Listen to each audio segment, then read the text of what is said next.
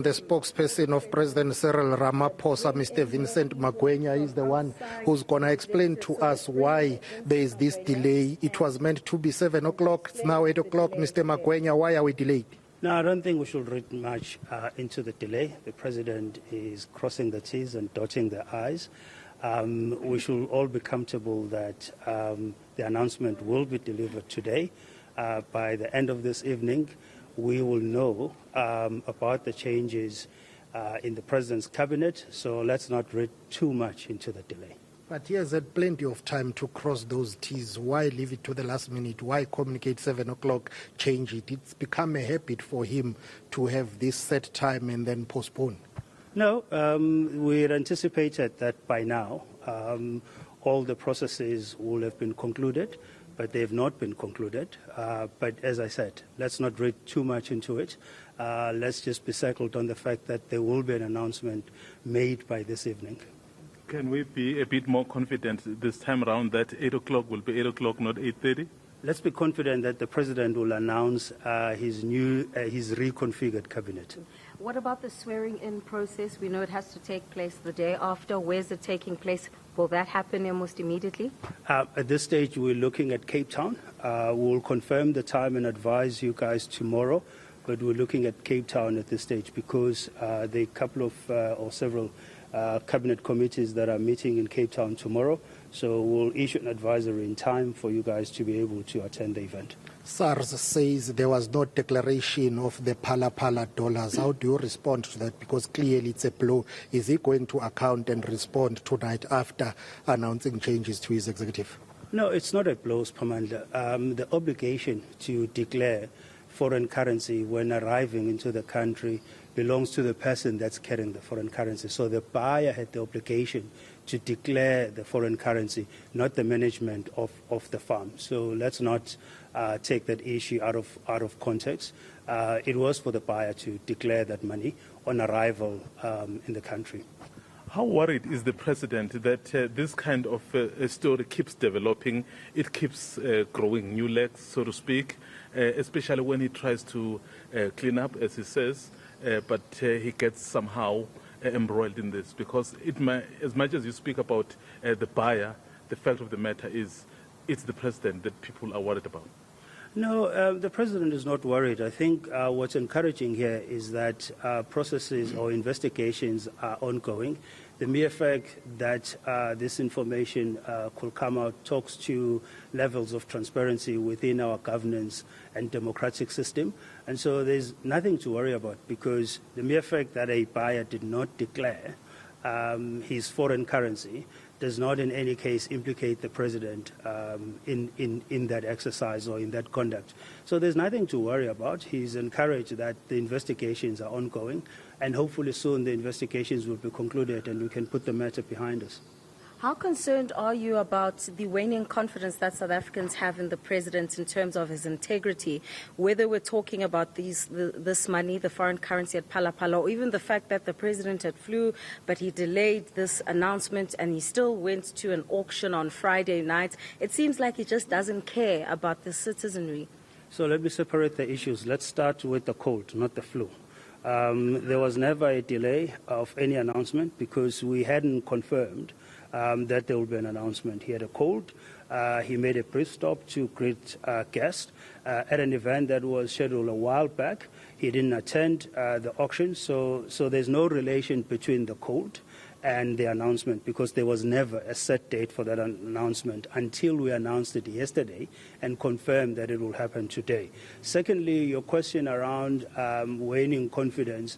Look, we understand, the President appreciates that there's a lot of frustration and a lot of unhappiness as a result of load shedding, as a result of many challenges that we are facing as a country.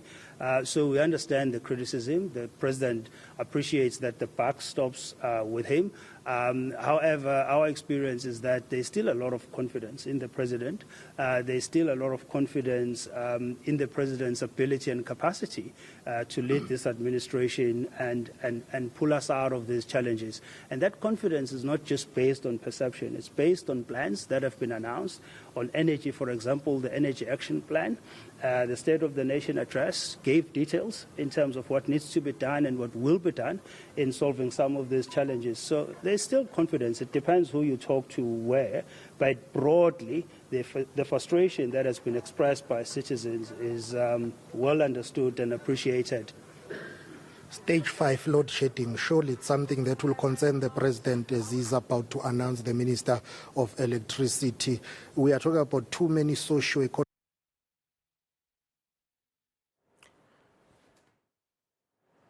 All right, well, we seem to have momentarily lost that connection with Siphamandla Goge at the Union Building, speaking to the presidential spokesperson, Vincent Magwenya. I believe it's back. Let's dash back. Able to move with speed in terms of, service delivery provision for the people of South Africa.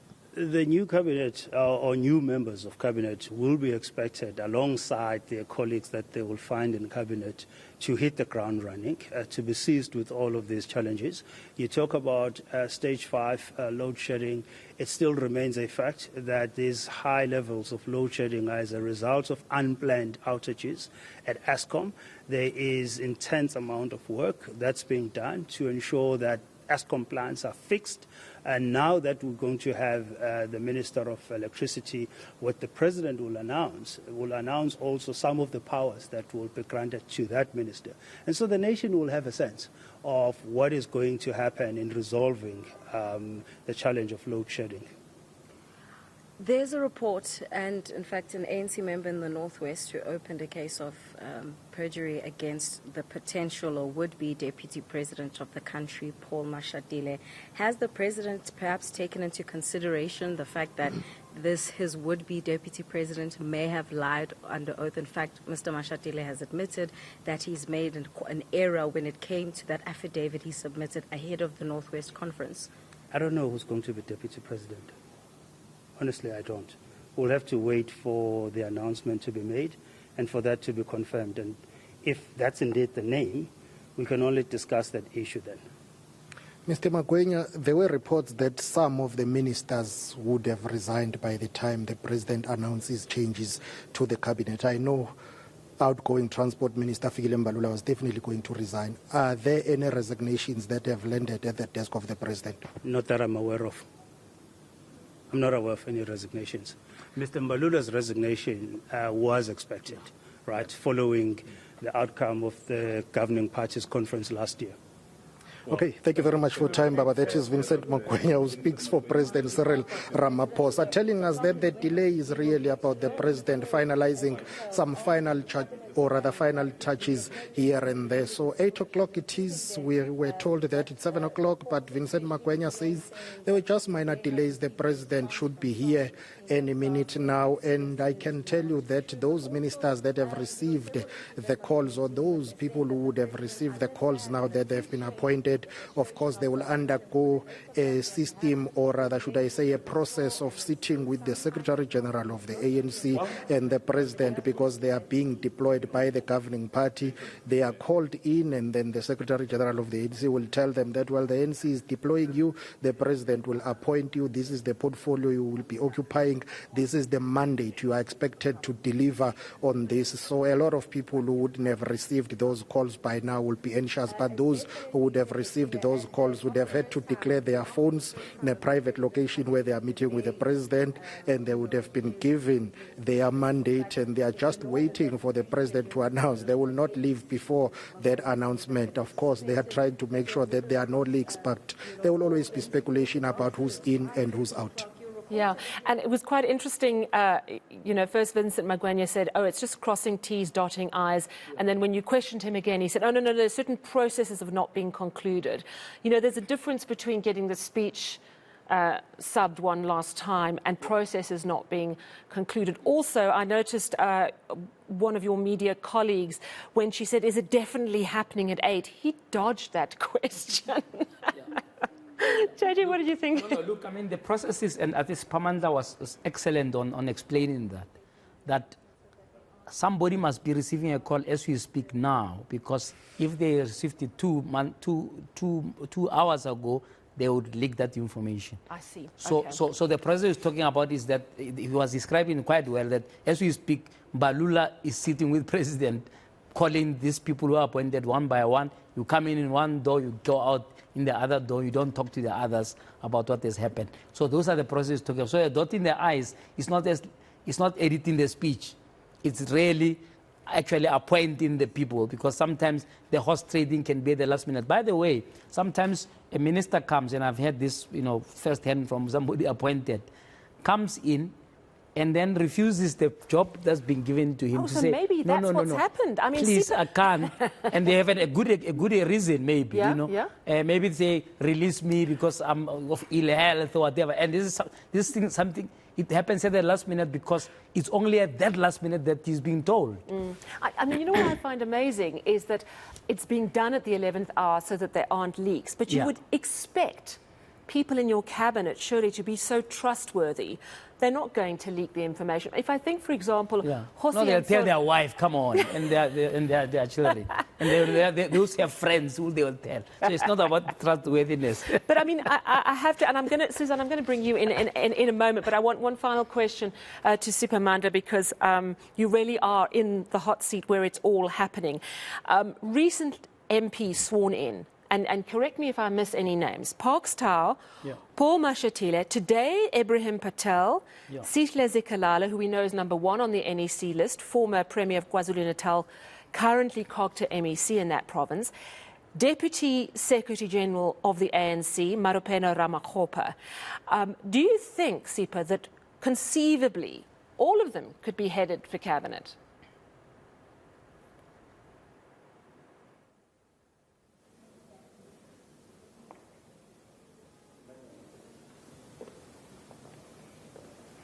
Most probably all of them or most of them, and also there could be at least 2 non-parliamentarians that will make it. And it's a difficult balancing act for the president, because he needs to take into account the internal dynamics of the ANC. Take, for instance, the issue of Mr. Paul Mashatile, who's the deputy president of the governing party. The way the ANC prefers to do things is that they would say preferably the president of the ANC and the deputy president of the ANC must be deployed to government. But it has always not been the case with President Ramaphosa himself.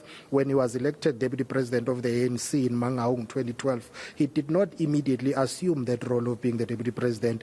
At the time, Deputy President Kgalema Motlanthe was there, who contested former President Jacob Zuma, but he was allowed to go through up until 2014 to finish his term. But this time around, Mr. Didi Mabuza decided that, you know what, let me make way for Paul Mashatile. It's up to the president to appoint a deputy president based on those members of parliament that will be there. So, but the expectation is that Mr. Mashatile will be considered for that portfolio, but it's the prerogative of the president. So the expectation is that, yes, indeed, if you take into account the issue of Mr. Sihle Zikalala, who's the former premier of KwaZulu-Natal, former COGTA MEC who has resigned in that province, he's #1 on the ANC NEC list. So the expectation is that, therefore, he will be considered for deployment. The question is what portfolio, in what capacity, but definitely he will be considered at least for a ministerial portfolio. You go to the issue of the second Deputy Secretary General of the ANC, which will raise many questions if she's appointed in one of the ministerial portfolios, because the ANC motivated for having a second Deputy Secretary General by saying they need more capacity at Luthuli House. There is too much organizational work to be done. And if she's not at Luthuli House full-time, she's part of government, what was the point of having a second Deputy Secretary General? You move to Pakster, who was a member of Parliament and a former Deputy Minister of COGTA, by the way, before going to the Gauteng Provincial Legislature as one of the MECs. When political dynamics in Gauteng province, he did not make it to the provincial leadership of the ANC in the province, then he had to be deployed back to Parliament. So therefore the indication is that he will be considered for a ministerial appointment or deputy minister appointment in that regard. So those are the difficult balancing act that the president will have to deal with. But in terms of the law and the constitution, it allows him to appoint 2 more people who are not members of parliament. Hence, we saw today Minister Ibrahim Patel being sworn in as an MP, making 2 spots available for the president to consider outside members of parliament. So all those ANC, NEC members that you outlined earlier on, they are all eligible for consideration, and the expectation is that most of them will be appointed, for ministerial positions or deputy minister. I think Spa is spot on. I think that the issue of a Deputy Secretary General is an interesting one, because it's possible that she may just be left in Parliament, because one of the things that motivated the ANC to have a second Secretary General was that they felt that they are losing control of their own deployees in government, in Parliament, and so on. And so they may want to create a link between Luthuli House and a caucus of the ANC in Parliament. So it may be that she's there sworn in, but not necessarily to go into cabinet, but to remain in the legislature, because also remember the ANC is struggling with having to pay high salaries and so on. So they may put the person there while she's deputy secretary, but getting an MP salary, but also creating that link between parliament. Maybe you want to bring Professor Susan there to give a perspective, maybe? And Sipha, we'll keep you as long as you can stay. I know you've probably got a few things to go off and do, but we're going to bring Prof. Boyson, Susan Boyson, into the conversation, author, political analyst. You have watched the ANC over many years. What JJ is saying about that link between the party and MPs in Parliament, do you think that that might be a move that's going to be played? It certainly is a factor that's very important for the ANC. Also, when it comes to their policies and monitoring exactly to what extent those policies adopted at conferences, to the extent that there are significant policies being adopted there, actually find their way into government, because that is where they're eventually going to be held accountable.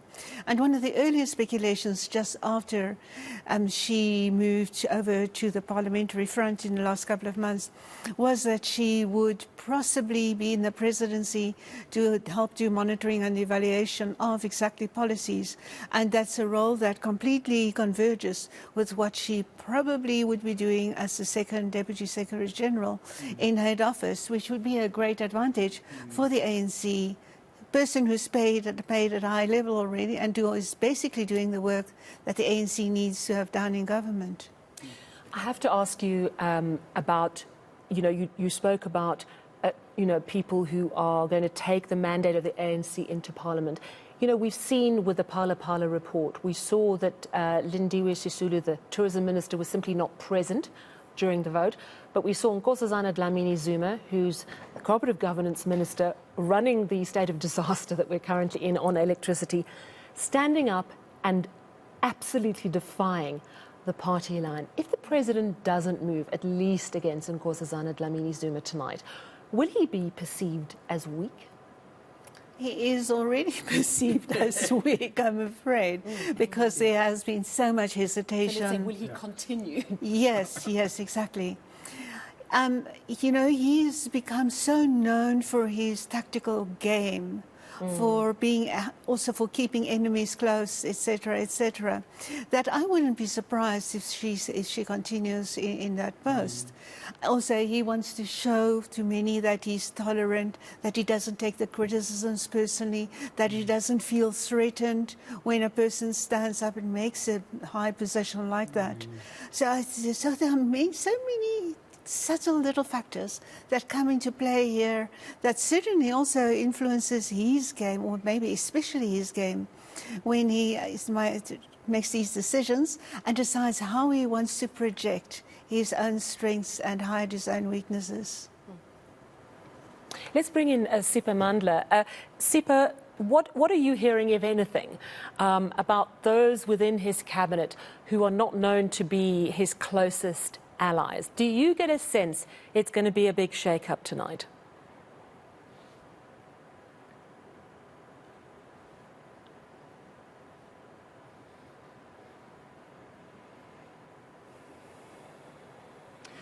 Those who are not his allies are said to be facing the chop. It will not be surprising if you take into account that a number of ministers have openly, said that they do not support the president when it comes to the issue of the Phala scandal and the Section 89 report in Parliament.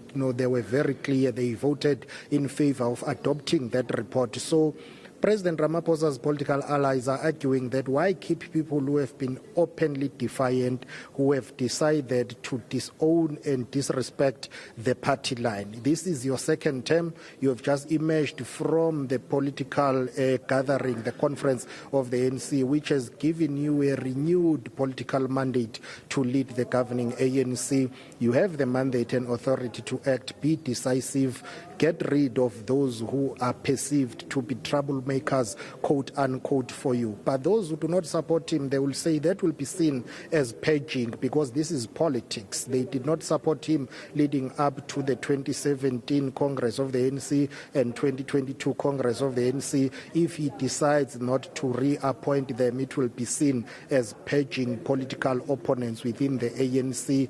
But his supporters would argue that, well, if those people openly defy the party line and the party position, therefore they need to be chucked out because democratic centralism is everything. So you get a sense that a number of those who have been open about the fact that they do not support the president, particularly on the issue of Phala and leading up to the 2022 December Congress, may be chopped. Will he be bold enough to do that, or will he try to balance and please the ANC? Because this cabinet reshuffle really has got nothing to do with the people of South Africa. It's about the president balancing the political interest within the governing African National Congress following the December conference of the ANC, which produced a number of developments. Take, for instance, on the issue of the deputy president. The deputy president of the ANC, Mr. Paul Mashatile, will have to be deployed because, yes, it has happened with the former deputy president at the time, Kgalema Motlanthe, finishing his term. But the expectation now is that the deputy president of the ANC must be deployed, and the resignation of David Mabuza following the conference, created that vacancy for the president to consider appointing the deputy president of the ANC. This is a transitional shake-up, if we can put it like that, because it's only about, a year to go before the 2024 general elections. These changes will not make much of a difference to the lives of South Africans because you bring in a new electricity minister, but you will continue to have all the challenges that you are having with Eskom if you do not implement massive changes in terms of maintaining Eskom infrastructure, building capacity, and ensuring that you deal with the issue of blackouts, which has caused so much damage to the economy of the country and the lives of the citizens of this country. So this shake-up is really about the president